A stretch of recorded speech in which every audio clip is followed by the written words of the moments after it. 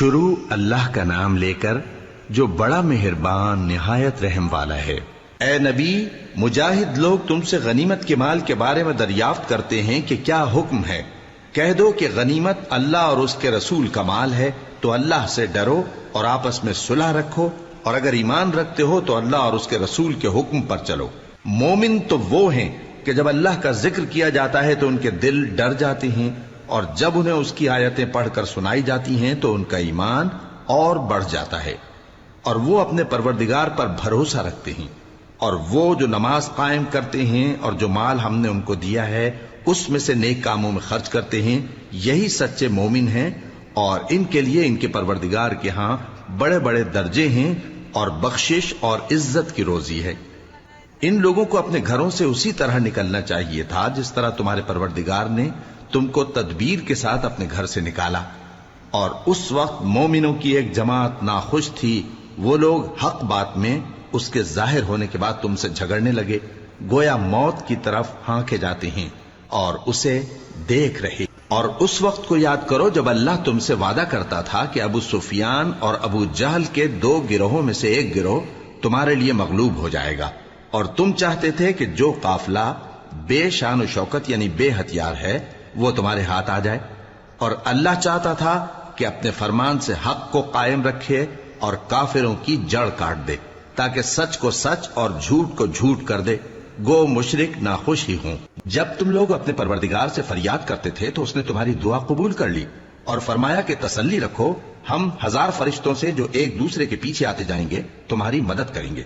اور اس مدد کو اللہ نے محض بشارت بنایا تھا کہ تمہارے دل اس سے اطمینان حاصل کرے، اور مدد تو اللہ ہی کی طرف سے ہے، بے شک اللہ غالب ہے، حکمت والا ہے۔ جب اس نے تمہاری تسکین کے لیے اپنی طرف سے تمہیں نیم کی چادر اڑا دی اور تم پر آسمان سے پانی برسا دیا تاکہ تم کو اس سے نہلا کر پاک کر دے اور شیطانی نجاست کو تم سے دور کر دے، اور اس لیے بھی کہ تمہارے دلوں کو مضبوط کر دے اور اس سے تمہارے پاؤں جمائے رکھے۔ جب تمہارا پروردگار فرشتوں کو ارشاد فرماتا تھا کہ میں تمہارے ساتھ ہوں، تم مومنوں کو تسلی دو کہ ثابت قدم رہیں، میں ابھی کافروں کے دلوں میں رعب و ہیبت ڈالے دیتا ہوں، سو ان کی گردنیں اڑا دو اور ان کی پور پور توڑ دو۔ یہ سزا اس لیے دی گئی کہ انہوں نے اللہ اور اس کے رسول کی مخالفت کی، اور جو شخص اللہ اور اس کے رسول کی مخالفت کرتا ہے تو اللہ بھی سخت عذاب دینے والا ہے۔ یہ مزہ تو یہاں چکھو، اور یہ سمجھ لو کہ کافروں کے لیے آخرت میں دوزخ کا عذاب بھی تیار ہے۔ اے اہل ایمان، جب میدان جنگ میں کفار سے تمہارا مقابلہ ہو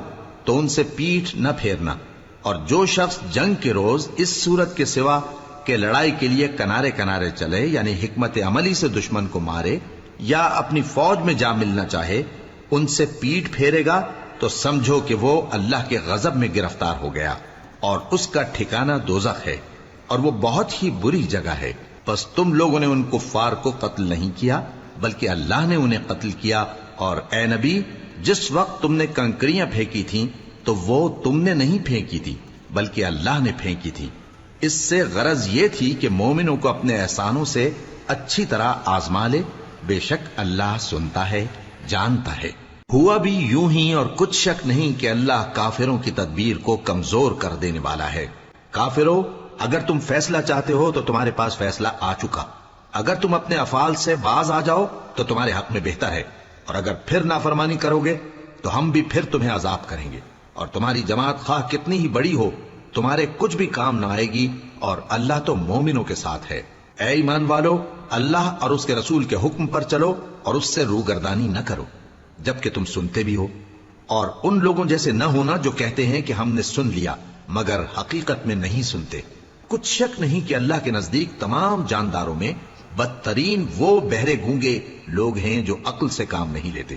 اور اگر اللہ ان میں خیر کی طلب دیکھتا تو ان کو سننے کی توفیق بخشتا، اور اگر یوں ہی انہیں سنوا دیتا تو وہ منہ پھیر کر بھاگ جاتے۔ مومنوں، اللہ اور اس کے رسول کا حکم قبول کرو جبکہ رسول تمہیں ایسے کام کے لیے بلاتے ہیں جو تم کو زندگی جاوداں بخشتا ہے، اور جان رکھو کہ اللہ آدمی اور اس کے دل کے درمیان حائل ہو جاتا ہے، اور یہ بھی کہ تم سب اس کے روبرو جمع کیے جاؤ گے۔ اور اس فتنے سے ڈرو جو خصوصیت کے ساتھ انہی لوگوں پر واقع نہ ہوگا جو تم میں گناہگار ہیں، اور جان رکھو کہ اللہ سخت عذاب دینے والا ہے۔ اور اس وقت کو یاد کرو جب تم زمین مکہ میں قلیل اور ضعیف سمجھے جاتے تھے اور ڈرتے رہتے تھے کہ لوگ تمہیں اڑا نہ لے جائیں، یعنی ختم نہ کر دیں، تو اس نے تم کو جگہ دی اور اپنی مدد سے تم کو تقویت بخشی اور پاکیزہ چیزیں کھانے کو دیں تاکہ اس کا شکر کرو۔ اے ایمان والو، نہ تو اللہ اور رسول سے خیانت کرو اور نہ اپنی امانتوں میں خیانت کرو، اور تم ان باتوں کو جانتے ہو، اور جان رکھو کہ تمہارا مال اور اولاد بڑی آزمائش ہے،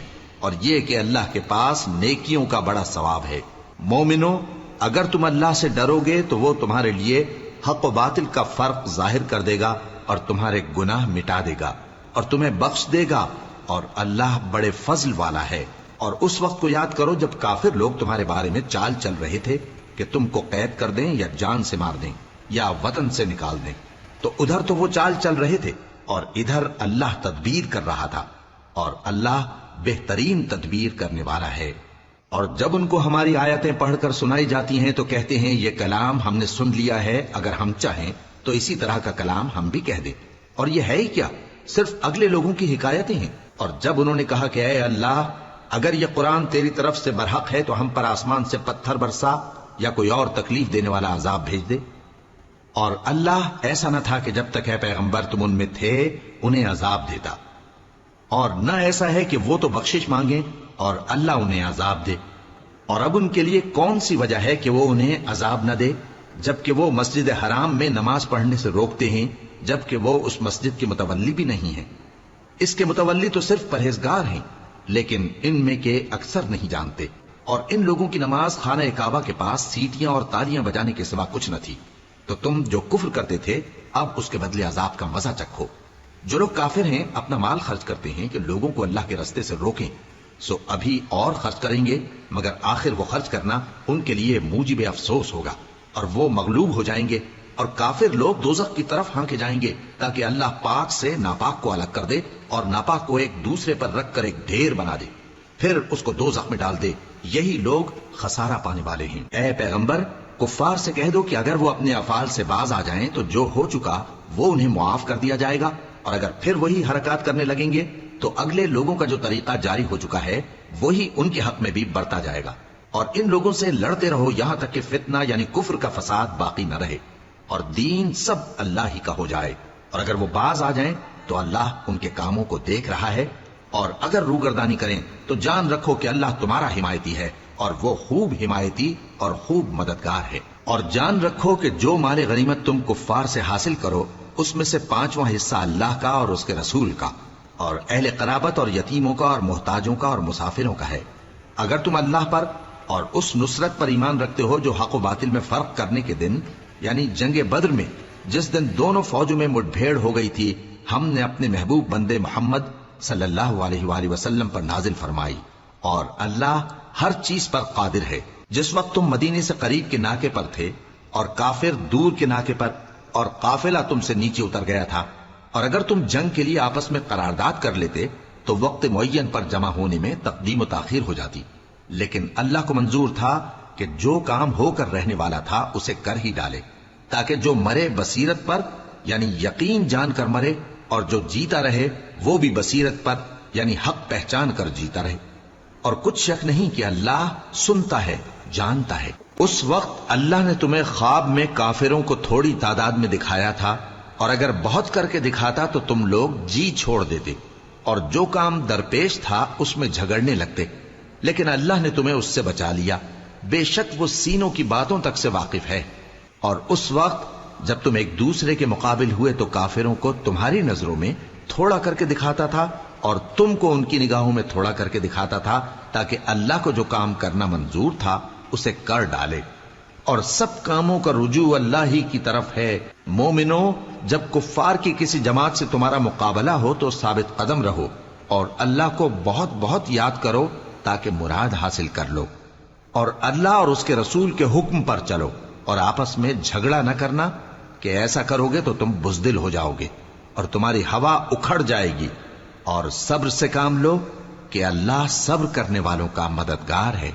اور ان لوگوں جیسے نہ ہونا جو اتراتے ہوئے یعنی حق کا مقابلہ کرنے کے لیے اور لوگوں کو دکھانے کے لیے گھروں سے نکل آئے اور لوگوں کو اللہ کی راہ سے روکتے ہیں، اور جو اعمال یہ کرتے ہیں اللہ ان کا احاطہ کیے ہوئے ہے۔ اور جب شیطان نے ان کے اعمال ان کو آراستہ کر دکھائے اور کہا کہ آج کے دن لوگوں میں سے کوئی تم پر غالب نہ ہوگا اور میں تمہارا رفیق ہوں۔ لیکن جب دونوں فوجیں ایک دوسرے کے مقابل صف آرا ہوئیں تو پسپا ہو کر چل دیا اور کہنے لگا کہ مجھے تم سے کوئی واسطہ نہیں، میں تو ایسی چیزیں دیکھ رہا ہوں جو تم نہیں دیکھ سکتے۔ مجھے تو اللہ سے ڈر لگتا ہے اور اللہ سخت عذاب کرنے والا ہے۔ اس وقت منافق اور کافر جن کے دلوں میں بیماری تھی کہتے تھے کہ ان لوگوں کو ان کے دین نے مغرور کر رکھا ہے، اور جو شخص اللہ پر بھروسہ رکھتا ہے تو اللہ غالب ہے، حکمت والا ہے۔ اور کاش تم اس وقت کی کیفیت دیکھو جب فرشتے کافروں کی جانیں نکالتے ہیں کہ ان کے چہروں اور پیٹھوں پر مارتے جاتے ہیں اور کہتے ہیں اب آگ کے عذاب کا مزہ چکھو۔ یہ ان اعمال کی سزا ہے جو تمہارے ہاتھوں نے آگے بھیجی ہیں، اور یہ جان رکھو کہ اللہ بندوں پر ظلم نہیں کرتا۔ جیسا حال فرعونیوں اور ان سے پہلے لوگوں کا ہوا تھا ویسا ہی ان کا ہوا کہ انہوں نے اللہ کی آیتوں سے کفر کیا تو اللہ نے ان کے گناہوں کی سزا میں ان کو پکڑ لیا۔ بے شک اللہ زبردست ہے، سخت عذاب دینے والا ہے۔ یہ اس لیے کہ جو نعمت اللہ کسی قوم کو دیا کرتا ہے جب تک وہ خود اپنے دلوں کی حالت نہ بدل ڈالیں اللہ اسے نہیں بدلا کرتا، اور اس لیے کہ اللہ سنتا جانتا ہے۔ جیسا حال فرعونیوں اور ان سے پہلے لوگوں کا ہوا تھا ویسا ہی ان کا ہوا۔ انہوں نے اپنے پروردگار کی آیتوں کو جھٹلایا تو ہم نے ان کو ان کے گناہوں کے سبب ہلاک کر ڈالا اور فرعونیوں کو ڈبو دیا، اور وہ سب ظالم تھے۔ جانداروں میں سب سے بدتر اللہ کے نزدیک وہ لوگ ہیں جو کافر ہیں، سو وہ ایمان نہیں لاتے۔ جن لوگوں سے تم نے صلح کا عہد کیا ہے پھر وہ ہر بار اپنے عہد کو توڑ ڈالتے ہیں اور اللہ سے نہیں ڈرتے، اگر تم ان کو لڑائی میں پاؤ تو انہیں ایسی سزا دو کہ جو لوگ ان کے پس پشت ہوں وہ ان کو دیکھ کر بھاگ جائیں۔ عجب نہیں کہ ان کو اس سے عبرت ہو۔ اور اگر تم کو کسی قوم سے دغابازی کا خوف ہو تو ان کا عہد انہی کی طرف پھینک دو کہ اس طرح تم سب برابر ہو جاؤ۔ کچھ شک نہیں کہ اللہ دغابازوں کو دوست نہیں رکھتا، اور کافر یہ خیال ہرگز نہ کریں کہ وہ آگے نکل گئے ہیں، وہ ہمیں عاجز نہیں کر سکتے۔ اور جہاں تک ہو سکے فوج کی جمعیت کے زور سے اور گھوڑوں کے تیار رکھنے سے ان کے مقابلے کے لیے مستعد رہو کہ اس سے اللہ کے دشمنوں اور تمہارے دشمنوں اور ان کے سوا اور لوگوں پر جن کو تم نہیں جانتے اور اللہ جانتا ہے ہیبت بیٹھی رہے گی، اور تم جو کچھ اللہ کی راہ میں خرچ کرو گے اس کا ثواب تم کو پورا پورا دیا جائے گا اور تمہارا ذرا نقصان نہ کیا جائے گا۔ اور اگر یہ لوگ صلح کی طرف مائل ہوں تو تم بھی اس کی طرف مائل ہو جاؤ، اور اللہ پر بھروسہ رکھو، کچھ شک نہیں کہ وہ سب کچھ سنتا ہے جانتا ہے۔ اور اگر یہ چاہیں کہ تم کو فریب دیں تو اللہ تمہیں کفایت کرے گا،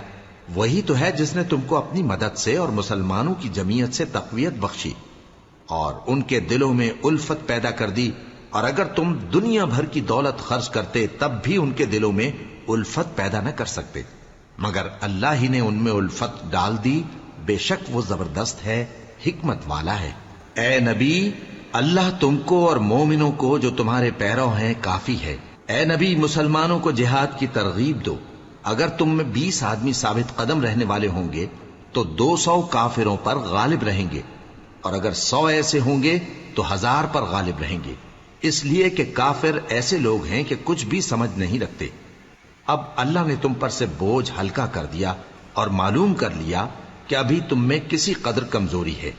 پس اگر تم میں 100 ثابت قدم رہنے والے ہوں گے تو وہ 200 پر غالب رہیں گے، اور اگر 1000 ہوں گے تو اللہ کے حکم سے 2000 پر غالب رہیں گے، اور اللہ ثابت قدم رہنے والوں کا مددگار ہے۔ پیغمبر کو شایع نہیں کہ اس کے قبضے میں قیدی رہیں جب تک کافروں کو قتل کر کے زمین میں کثرت سے خون نہ بہا دے۔ تم لوگ دنیا کے مال کے طالب ہو اور اللہ آخرت کی بھلائی چاہتا ہے، اور اللہ غالب ہے، حکمت والا ہے۔ اگر اللہ کا حکم پہلے نہ ہو چکا ہوتا تو جو فدیہ تم نے لیا ہے اس کے بدلے تم پر بڑا عذاب نازل ہوتا۔